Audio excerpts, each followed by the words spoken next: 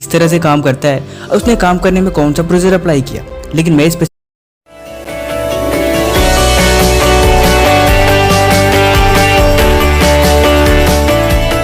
करने का सबका अलग अलग तरीका होता है। कोई काम करके अच्छा रिजल्ट ला देता है और कोई मेहनत करने के बाद भी उस काम में अच्छा रिजल्ट नहीं ला पाता। ये सिर्फ डिपेंड करता है उसके काम करने के तरीके पे कि वो किस तरह से काम करता है और उसने काम करने में कौन सा प्रोसीजर अप्लाई किया।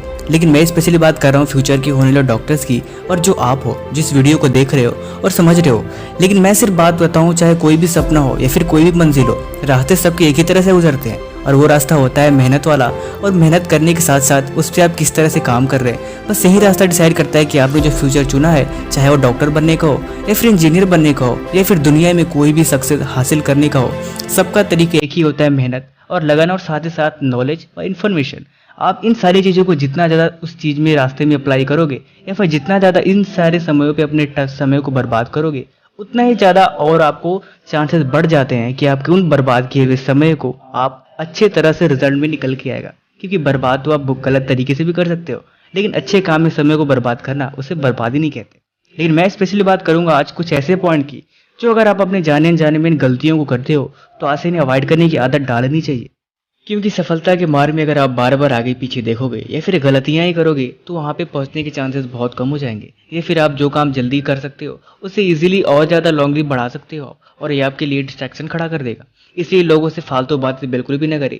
मेरा मतलब ये है कि मैंने ज़्यादातर बच्चों को देखा है कि जब भी ग्रुप में होते हैं या फिर किसी के आसपास होते हैं तो फालतू की बातें वो बातें करते हैं असल में जिसका कोई मतलब ही नहीं है कि मुझे ये करना है, मैं ये बनना हो।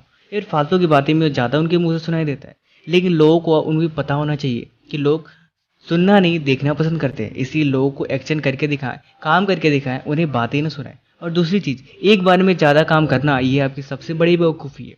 पढ़ते समय आप खाना नहीं खा सकते, या फिर टीवी देखते समय आप गेम नहीं खेल सकते, या फिर जब भी आप सांस ले रहे हो उस समय आप खाना को अपने अंदर नहीं ले सकते।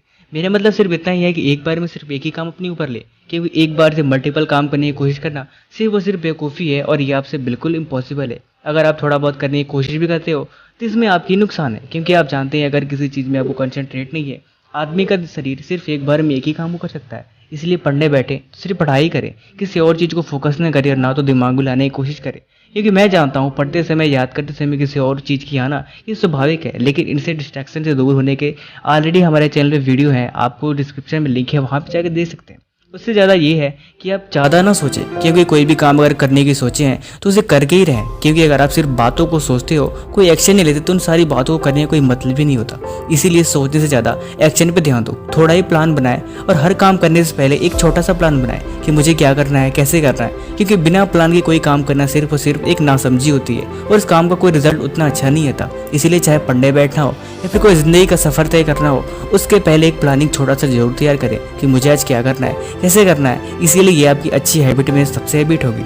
इसीलिए ये 3 बातों को हमेशा याद रखें और पढ़ाई करते समय डिस्ट्रैक्शन से पहले आप हमेशा अपने गोल को क्लियर करके रखें कि मुझे आज क्या तैयारी करनी है, आज क्या पढ़ना है। क्योंकि आप जानते हैं एक एक पल बहुत इंपॉर्टेंट है और अगर आप इसे बिल्कुल अगर पढ़ने बैठना ही है तो ढंग से पढ़ो ना, या फिर ढंग से पढ़ाई करनी नहीं है तो करो ही मत। इसीलिए कहता हूँ कि हर एक काम को टारगेट करके सेट करके उसके पहले विचार करके दिमाग में फिर बैठा करो। ये आपके लिए बहुत अच्छी हैबिट होगी।